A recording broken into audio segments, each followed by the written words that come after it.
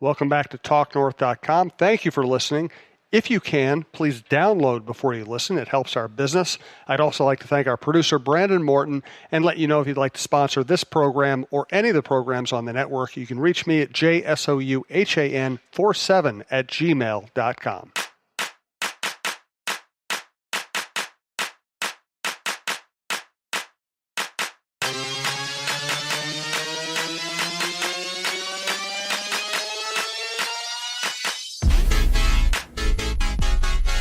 The Flow on Talk North alongside Ricky Palermo, online engineer and producer Brandon Morton. And a special thank you to DJ Brainpower, Brian Powers, former college roommate, current friend. And another thank you. We've been teasing this for weeks, Rick. The official partners of the Flow podcast, as well as Dibble Dabble. Punch Bowl Social, good to have them on. Good guys. It's a good place. If you haven't been to Punch Bowl Social, you need to play games there. You have to go. And so, folks, it comes down to this. Are you looking for fun this weekend? Craving some serious crafted bevs? Time to take your shower songs into the real world and impress your friends with some karaoke stylings? Yes, then it's time to go to Punch Bowl Social. Punch Bowl Social serves up the good stuff, all fresh and made from scratch, with features like avocado toast and lobster bacon fries. Oh my goodness. Plus happy hour specials, late night eats, and over-the-top Bloody Mary bar every Sunday. Rick, we know we like our bloodies. Well, yeah, on football season 2. It's coming. And it's a shocker, but just like their name, Punch Bowl Social serves 4- and 8-person punch bowls that are perfect for sharing, plus crafted cocktails, fresh juice, an extensive booze-free beverage list. And you also can't forget about the adult milkshakes. That's kind of the undercover specialty they got. On top of that, they got 2 karaoke rooms. They got social games, including bowling, which we've done. It's spectacular. Bocce, giant Jenga, 8-person foosball. Punch Bowl Social also provides endless opportunities to hang out with friends. And how about this? Even a chance to make some new ones.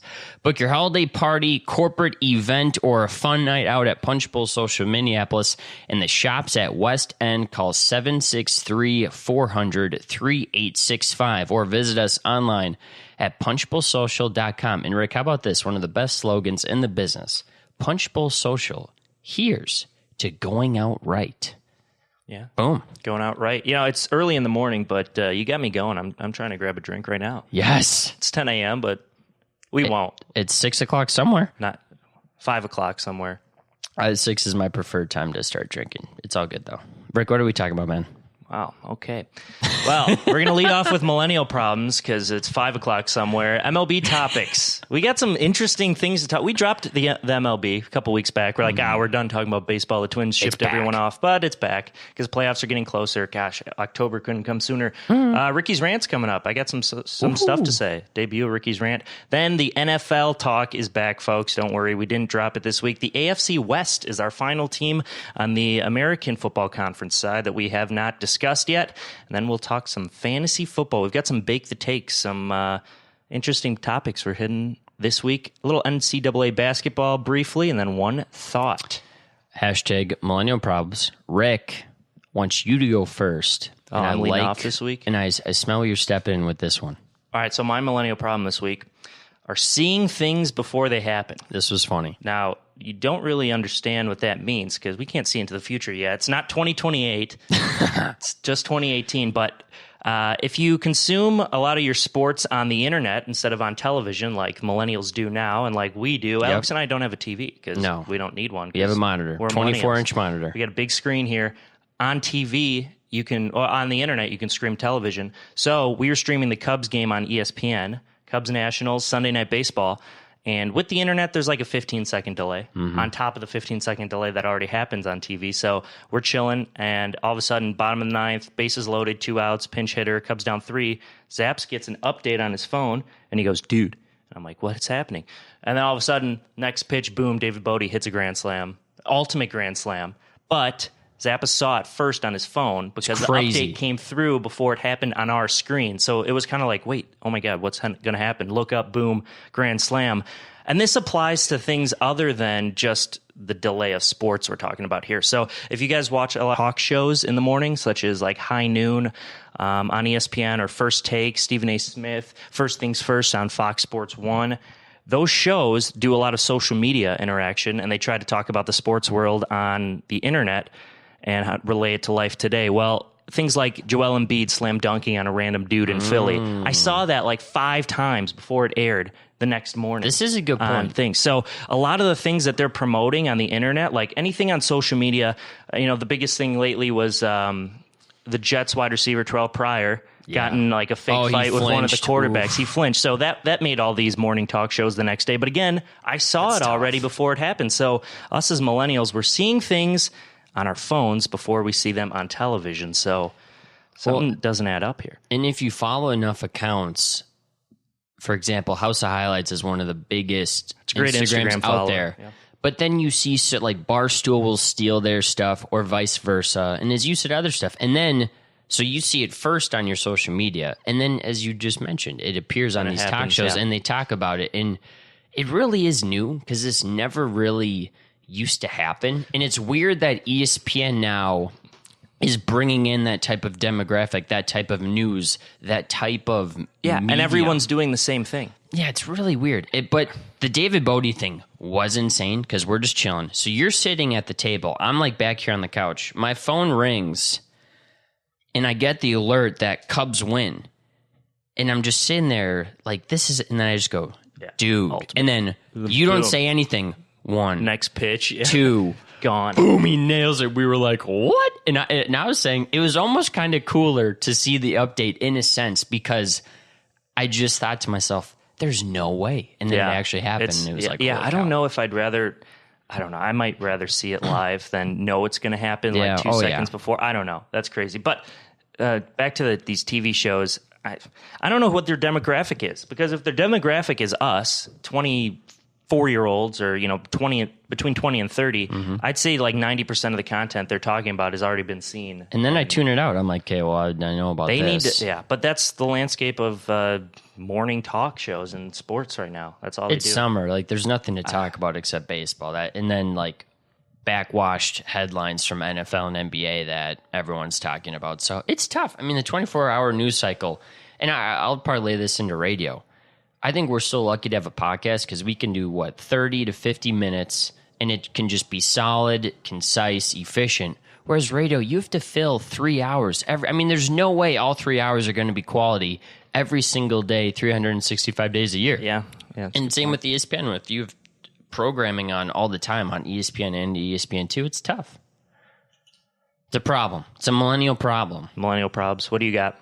So, as we're all aware, Flo here, myself, I've been investigating on the Bumble, and a common thing is girls that say no hookups in their bios. You have these bios on these dating apps.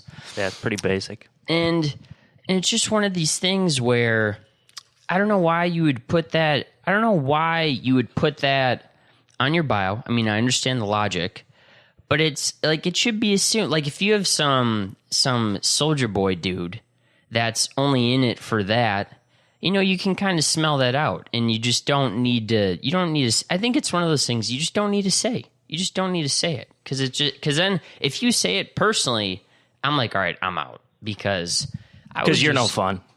Well, no, because that was a great line. Well, no, I do the same thing too, though. But because I see no hookups, I'm like, okay, see ya. It's just but like, it's not I know this girl. The girl that says no hookups, like I know this girl, and it's just like, all right, I'm not. Right. If you have to say it. And I get why they say it, probably because like 10 times they got somebody matching with them on these 3 dating dates, sites, and it's like, hey, and then bada bing, bada boom. Well, or just the first time it's like, hey, let's hook up. Yeah, that's like they lead off with that. So they probably got tired of that and said, okay, well, I'm going to post this on my thing. But then you're missing out on guys like us because I see that and it's like. So I'm saying it sends out a bad vibe. That's I'm just no not fun. About Literally it. no fun, and not because of the no hookup thing. It's because of the whole idea of saying, exactly. It's the mental philosophy behind putting that on paper, on digital, on your bio. Because I just don't get it. I'm not looking for a serious relationship on Bumble. It's also true. I don't know. So, maybe I am looking for a good time. Maybe we're weird and that everybody is looking for a long-term relationship. I'm not trying to meet my wife on Bumble. There's no way. Not saying that you can't. But this app is the gift that keeps on giving. I'll say that too. I'm saving. So I should also say with Punchable Social, live show the 29th of this month, August. The 29th of this month, we're doing a live show. Back-to-back, us, Dibble Dabble, Ryan Shaver, Jordan Taylor. And I'm saving the best millennial problem ever. I'm saving. Okay. Girls have been doing some crazy pickup lines. I've snapshotted all of them, and I'm unleashing them. And I'm going to say the ones that are good and the ones that aren't good. I'm kind of pumped about this because there are some brutal ones, but there's also some good ones. Not bad. That's called a savings account, ladies and gentlemen. Hashtag millennial probs, stamped and sealed, episode 19. Some good ones. Yeah, it's fun. It's our most popular segment. Talking some America's pastime now, Rick. Yeah, MLB topics. All right, Alex, I'll let you start this one off. Who is more likely to make the playoffs, the Dodgers or the Nationals? Currently, both teams are in third place in their divisions. NL West, the Dodgers are third behind Colorado and Arizona in the lead. And then in the East, Atlanta and Philly on top of Washington. So there's a scenario where both of these teams are not in the playoffs, which is insane because I believe they both won 100 games last year. And they're both top 5 in payroll in the MLB. Very good point. If I'm picking a team, I'm probably going to go with the Dodgers because they pick up Manny Machado, exceptional hitter. They do have Clayton Kershaw, who is, at this point in his career, to any pitcher of all time, the best pitcher ever in baseball, besides his postseason numbers. And they kind of had the magic juice last year. That's a home field where if they start winning some games, it's a big home field advantage to play out in LA West Coast time as well. Yeah, ball flies out of there, and too. the Nationals, in perfect National fashion, they have a 3-run lead in the 9th inning. Ryan Madsen comes in, and the Cubs walk him off on a grand slam. I mean, if that's not Bryce Harper's career in Washington, I don't know what is. And then they got walked off the next day in St. Louis. And they've lost the first 3 to St. Louis, by the way. They play the 4th game today. They're about to get swept by St. Louis. Dave Martinez's seat is on fire. That is how hot it is in Washington. And I think the Dodgers will pull it around. I don't know. I watched the Dodgers series against the Rockies, and that was a 4-game series. The Dodgers won the first game because Wade Davis blew a save opportunity and gave up a walk-off home run. Mm-hmm. Granted, it's in Colorado, and no lead is safe there. But then the next 3 days, the Rockies beat the Dodgers. Colorado's got the juice, though, too. You're right. So I don't know. I think because you have to look at the 2 teams ahead of both the Dodgers and Nationals. So for the Dodgers, the Rockies have a lot of home run hitters. They got a potential MVP in Nolan Arenado. So good. If they could get a back-end bullpen that can sustain a lead, because Wade Davis has blown a lot of saves this year. I don't know what's going on with Wade Davis. He was the guy last year for the Cubbies. He was. And then in Arizona, Zach Greinke has had like this innings scoreless streak going, but until his last start, that was snapped. Arizona's a tough place to play in. They've got a high-powered offense. Underrated pitching staff, too. They have a lot of good pitchers on that team. Obviously, the anchor and Paul Goldschmidt. That's good, but I think it's more tough or a better competition in the East because Atlanta Braves are the hottest team in the National League right now. They're like the Cubs, I would say, 2-3 years ago, where they're just a year early. They have so much young talent. They've drafted high for so many years, and now those players are shining. Coming up in Atlanta. And Kevin Gausman, his last start against the Brewers destroyed the Brewers. And then you look at Nick Markakis offensively. He leads baseball in hits. Freddie Freeman has a .320 batting average. He's an NL MVP candidate. Then Acuna Matata and Ozzie Albies. Exactly. They're unbelievable. Exactly. No, I agree. The Nationals are in deep water. They are. No, I think they're screwed. And I love what you said about Gausman because that's a guy, perennial top prospect, was projected every year the last 3 years to just have a banner year. And every year he's fallen flat, but I think he's the typical guy who just needed a fresh start, needed a new team. Kind of like Jake Arrieta when he got to the Cubs. Like he couldn't really find his groove with his other teams, but he always had the talent. Yeah, he was with Oakland, and then he gets to Chicago, and the fan base embraces him, and then he's able to do what his talents allowed. I think that's what Gausman could be a huge pickup. Change for of pace. Change of pace happens all the time. Cole Hamels for the Cubs. I mean, as you see, Verlander for Astros, even Garrett Cole for the Astros. But quickly, the Dodgers have 13 games left against the 2 teams ahead of them in the division, and the Nationals have 12 games left. So I'm picking Dodgers. Who are you picking?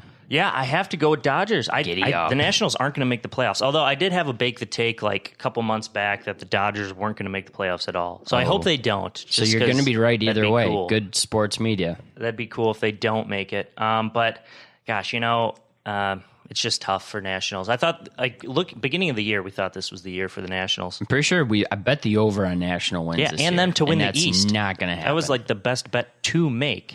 Granted, it Washington still looks good, honestly, but